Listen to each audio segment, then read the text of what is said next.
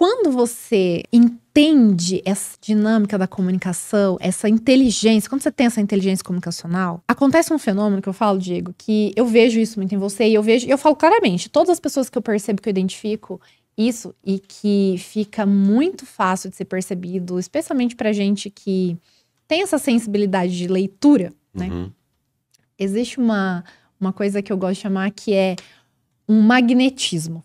É um poder mesmo de você magnetizar o outro de uma forma onde o outro, quando ele te vê, quando ele te ouve, ele quer ouvir mais, ele quer saber mais, ele deseja estar na sua presença, na sua companhia. Você sustenta o espaço, você ocupa um espaço e você gera uma influência, um carisma, um magnetismo que é quase como uma força, uma energia que é inevitável. Aquela pessoa, ela simplesmente deseja te ouvir. E quando você tem essa comunicação mais assertiva, ela vai te entender, porque você vai falar de uma forma clara. Sim. E, obviamente, depois que você se aprofunda e estuda, que é o objetivo da nossa mentoria, né? Que também envolve aí a comunicação persuasiva, que acontece, você converte. E no final a pessoa fica muito feliz.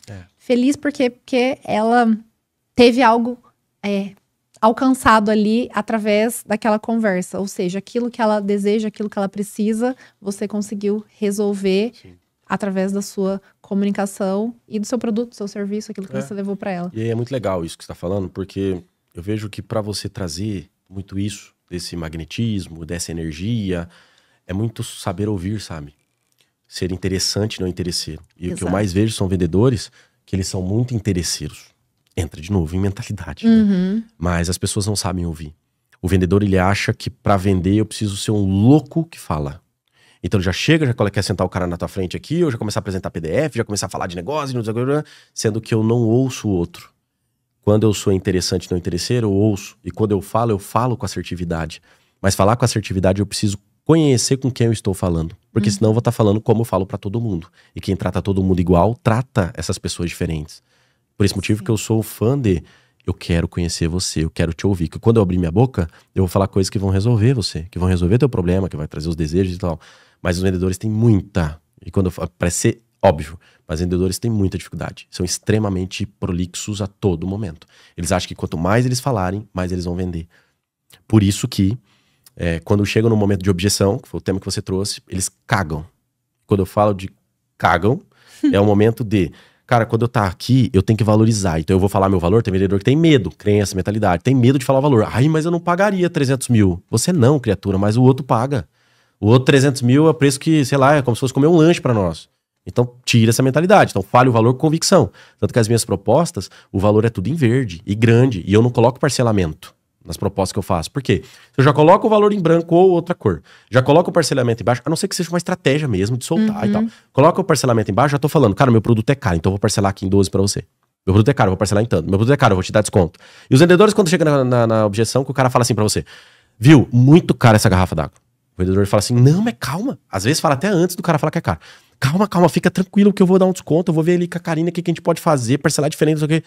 Porque eles não têm a mentalidade de entender que o caro pro outro não é caro, ele só simplesmente tá jogando objeção, um obstáculo, e eu preciso entender, parar com calma, mentalizar isso, fazer mais rapport e tal, as estruturas para poder vender melhor. Só isso. Então, volta de novo a mentalidade. Um vendedor que quer vender mais, ele precisa de ter, né, uma excelente mentalidade. Ele precisa cuidar do cérebro dele. É terapia, é o que for, é imersão e outras coisas, mas ele precisa estar bem mentalmente.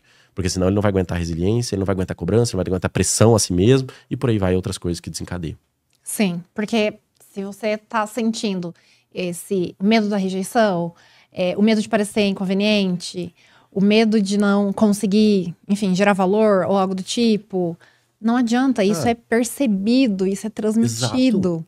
E quando você tem essa mentalidade firme, forte, autoconfiante, só que isso também não é da noite pro dia, tá? Isso aí eu falo muito na minha mentoria. Eu tive mentorados que começaram assim, do zero.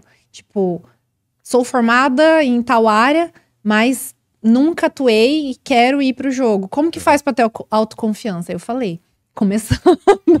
Exatamente. Começando. Mas o que é muito poderoso por isso que dentro da mentoria a gente trabalha 4 grandes inteligências, né? Então, eu sempre explico isso dentro do meu método. Então, a gente começa com a inteligência intrapessoal, que é a identidade, é autoconhecimento. A hora que você realmente se conhece profundamente, entende os seus pontos fortes, e aí você sabe como trazê-los para o jogo, você entende como identificar esses adversários ocultos que eu falo, que é essas travas mentais, que é o que a gente vai trabalhar na imersão. Ou seja, eu sei quem é que pode me atrapalhar nesse jogo. Então eu preciso perceber, porque se eu não tô vencendo o jogo, tem alguém que tá ganhando de mim, né? Com certeza. E é aqui na mentalidade.